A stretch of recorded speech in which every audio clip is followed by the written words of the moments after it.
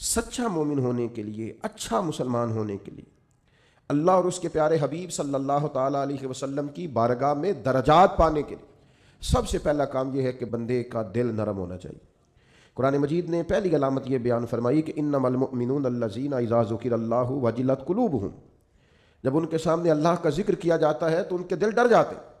لیکن جس کا دل ہی بڑا سخت ہو جائے، قساوت قلبی جس شخص کے پاس ہو، کسی پر رحم نہ آئے، کسی شخص کو اچھا نہ سمجھے، اپنے دل میں کسی کے لیے خیر کے جذبات کبھی اسے میسر ہی نہ ہوں، کبھی اپنی آخرت کی فکر کو لے کر، کبھی اپنے اعمال کو لے کر، کبھی اللہ کی بارگاہ میں حاضری کو لے کر وہ ڈرا ہی نہ ہو، کبھی اسے احساس ہی پیدا نہ ہوا ہو، کبھی اسے خیال ہی نہ آیا ہو، میرے بھائی سب سے پہلی علامت یہ ہے کامیابی کے لیے قرآن مجید نے جو بیان فرمائی کہ دل نرم ہونا چاہیے، رقت قلبی میسر ہونی چاہیے، باطن کا صاف ہونا ضروری ہے۔ اگر دل ہی سخت ہے، سالوں بیت گئے کبھی رونا نہیں آیا، زمانہ گزر گیا کبھی احساس پیدا نہیں ہوا، آپ یقین کریں آہستہ آہستہ کر کے، باتیں سن کے، ماحول دیکھ کے، اور سارا کچھ ہی دولت ہے جی، چھوڑیں جی پیسے ہوں تو سب ٹھیک ہے، وہ سارے دنیا دار ہیں، چھوڑیں آپ، ہم نے بڑے پیر دیکھے، ہم نے بڑے مولوی دیکھے، ہم نے بڑے مسلح دیکھے، ہم نے بڑے تربیت کرنے والے دیکھے، آہستہ آہستہ یہ جملے بول بول کے ہم نے اپنی طبیعتوں کو نہایت سخت بنا لیا، دل میں کوئی گنجائش نہیں رہی، ہمیں کوئی اچھا نہیں لگتا، ہمیں کوئی مخلص نہیں لگتا، ہمارے رویے اس طرح کے ہو گئے ہیں کہ ہمیں ہر شخص دنیا دار دکھائی دیتا ہے۔ اگر کوئی دن میں 100 آدمی آپ کے سامنے ہاتھ پھیلاتا ہے تو کیا سارے پیشہ ور ہیں؟ کوئی ایک بھی ضرورت مند نہیں، سبھی کے بارے میں طبیعت سخت ہو گئی۔ اگر آپ نے 20 علماء کے بیانات سنے ہیں تو کیا ایک بھی اللہ کے نام پر مخلص ہو کر دعوت دین نہیں دے رہا؟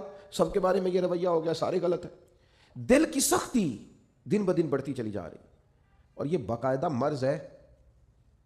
کچھ بیماریاں باقاعدہ بیماریاں نہیں ہوتی، وہ ویسے تھوڑی بہت بد پرہیزی سے انسان کے وجود میں آتی ہیں کچھ دیر کے لیے، پھر وہ کچھ دیر کے لیے چلی جاتی ہیں۔ آپ کو ڈائریا ہو گیا، آپ کو ہیضہ ہو گیا، تھوڑی دیر کے لیے زکام ہو گیا، تو یہ کوئی باقاعدہ مرض نہیں ہے، یہ موسم کے اوپر نیچے ہونے سے ہو گیا۔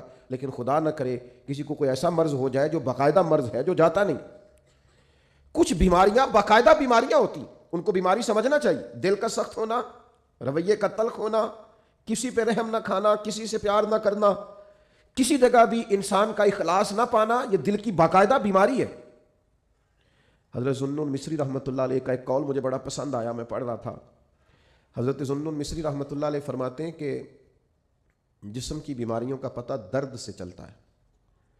وجود میں درد ہوتا ہے، تکلیف ہوتی ہے تو محسوس ہوتا ہے کہ انسان بیمار ہے، اور فرماتے ہیں اگر دل میں بیماریاں ہونا اس کا پتہ گناہوں سے چلتا ہے، معاذ اللہ۔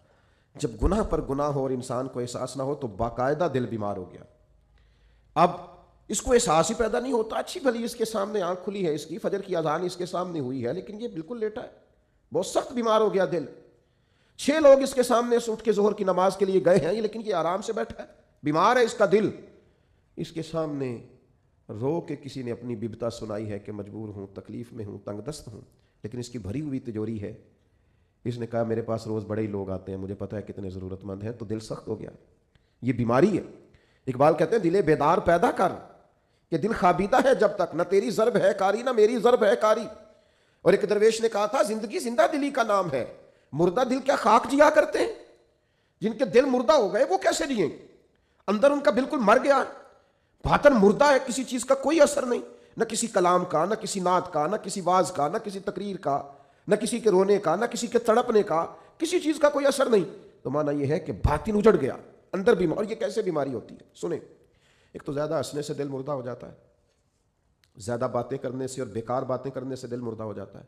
صوفیاء نے لکھا ہے جن لوگوں کے مزاج میں تنقید ہوتی ہے ان کا دل مردہ ہو جاتا ہے، طبیعت ہی ہر وقت نقص تلاش کرتی ہے، مردہ ہو جاتے ہیں۔ اور ایک بڑی سخت بات ہمارے بزرگوں نے لکھی ہے، فرماتے ہیں جو دین کے نام کو لیں، دین کے کام کا دعویٰ کریں اور اس سے دنیا اکٹھی کریں، ان کا دل مردہ ہو جاتا ہے، باطن اجڑ جاتا ہے پورے طور پر۔ یاد رکھیے گا اور سمجھ لیجئے گا کہ دل کی سختی ایک باقاعدہ مرض ہے، اور صحابہ کرام علیہم رضوان اس مرض کے علاج کے لیے حضور کی بارگاہ میں باقاعدہ حاضری دیتے تھے۔ ایک شخص نے عرض کی یا رسول اللہ دل بڑا سخت ہو گیا ہے، کریم کرم فرمائیں، مہربانی کریں۔ تو اللہ کے حبیب علیہ الصلوۃ والسلام نے فرمایا تو اس طرح کر، کوئی یتیم ملے نا جس کے سر سے باپ کا سایہ اٹھ گیا ہو، جس نے گویا اپنا بچپن بغیر والد کے گزارنا شروع کیا ہو، اس یتیم کے سر پہ تو ہاتھ پھیرا کر، اللہ تعالیٰ تیرے دل کو نرمی عطا کرے گا۔ یہ پہلا نسخہ حضور نے ایک شخص کو دیا۔ آج بھی اس نسخے پہ عمل کریں، کبھی یتیموں سے ملیں۔ ہمارے ادارے میں نا کچھ بچے ایسے ہیں جن کے والد نہیں ہیں، ان میں سے سارے لوگ غریب نہیں ہیں، چند بہت غریب بھی ہیں، اور کچھ بچے ایسے ہیں جو گھر میں گنجائش رکھتے ہیں، لیکن آپ یقین کریں کہ وہ جن کے والد سر سے چلے گئے ہیں، اگرچہ دولت بھی ڈھیر ساری گھر میں ہے، گنجائش ہے، لیکن باپ کا چلے جانا ایک باقاعدہ مسئلہ ہے، ایک باقاعدہ کمی ہے زندگی کی۔ میرے بچے جوان ہو گئے ہیں، میرے بچوں کے قد مجھ سے کچھ بڑھنے لگے ہیں، لیکن 25-26 سال کا زمانہ بیت گیا ہے ابا جی کو دنیا سے گئے ہوئے۔ ابھی بھی کسی کو اپنے بیٹے کو گلے لگاتے ہوئے دیکھتا ہوں تو رو پڑتا ہوں۔ وہ درد ہے کہ وہ جاتا ہی نہیں، وہ کسک ہے کہ وہ ختم ہی نہیں ہوتی، وہ کمی ہے کہ وہ پورا ہونے کا نام ہی نہیں لیتی۔ اور کبھی کبھی یاد کرتا ہوں والدین کو تو اقبال کا لہجہ مستعار لے کے کہتا ہوں کہ میں تیری خدمت کے قابل جب ہوا تو چل بسی۔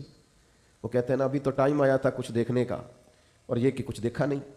تو یتیم کے سر پر ہاتھ پھیرنے سے دل نرم ہوتا ہے، ان پر شفقت بڑھا دی جائے، کسی کو موقع میسر آئے تو ان سے پیار بڑھا دیا جائے، اس سے دل نرم ہوتا ہے۔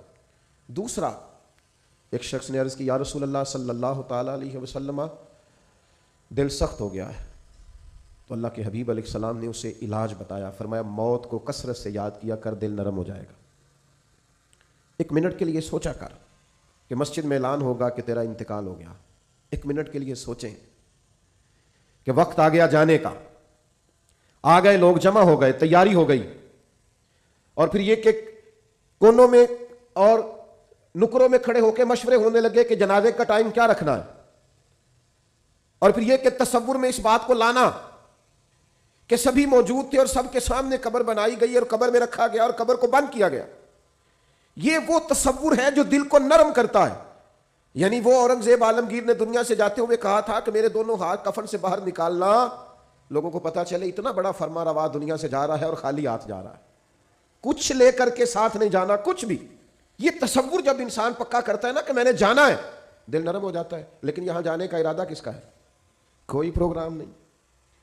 جن کی عمریں بہت بڑی بھی ہو گئی ہیں وہ بھی بیماریوں کو سندیسے تو نہیں سمجھتے، وہ بھی کہتے ہیں بس وہ فلاں بد پرہیزی سے مسئلہ ہو گیا۔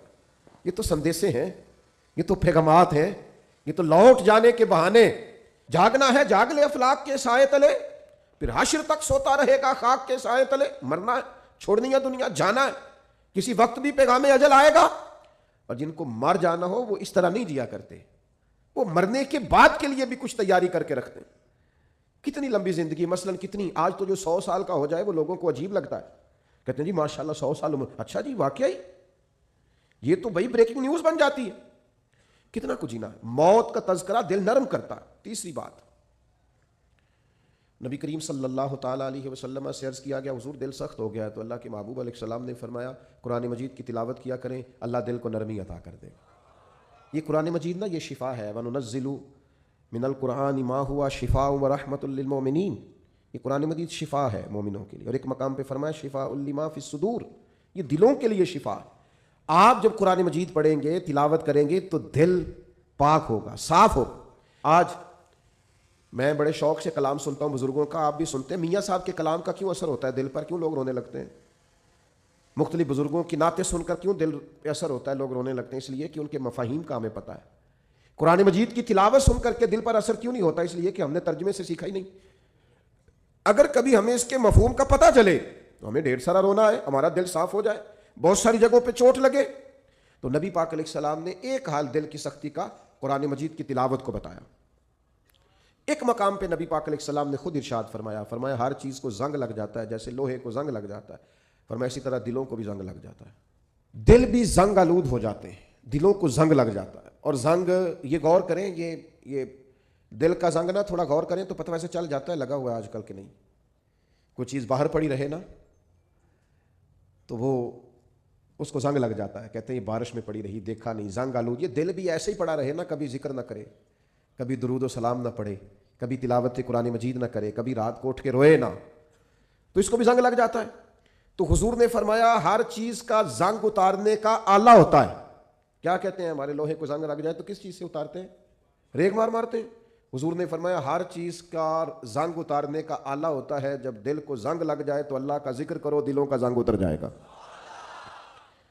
اللہ کی یاد کرو، تسبیح پڑھو، اللہ کی حمد کرو، اللہ کی تکبیر بیان کرو.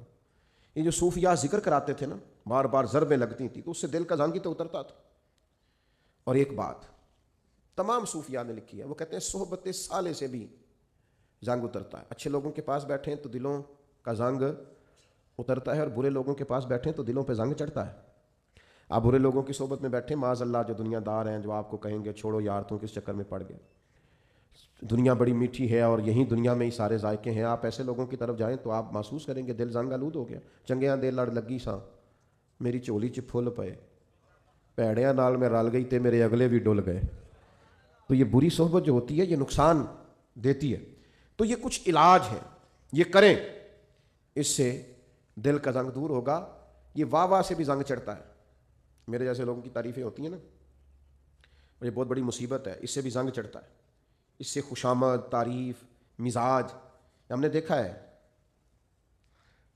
امام غزالی فرماتے ہیں جب کوئی علم پڑھنے کے لیے بیٹھتا ہے تو تکبر کا بوٹا لگتا ہے، اور پھر جیسے جیسے وہ علم پڑھتا جاتا ہے وہ پودا جوان ہو کے درخت بنتا جاتا ہے. تو یہ دولت ہو، یہ خوبصورتی ہو، یہ علم ہو، یہ کوئی عہدہ ہو، یہ بعض اوقات انسان کو فتنے میں مبتلا کرتے ہیں. دل سخت ہو جاتا ہے، گھٹن پیدا ہوتی ہے. دولت، ثروت، اقتدار، یہ چیزیں کساوت قلبی کا سبب بنتی ہیں. اور دل کی نرمی کیسے ہوگی؟ قرآن پڑھا جائے، اللہ کا ذکر کیا جائے، موت کو یاد کیا جائے، یتیم کے سر پہ ہاتھ پھیرا جائے، اچھوں کی سنگت اختیار کی جائے، تو دل کا زنگ اتر جاتا ہے.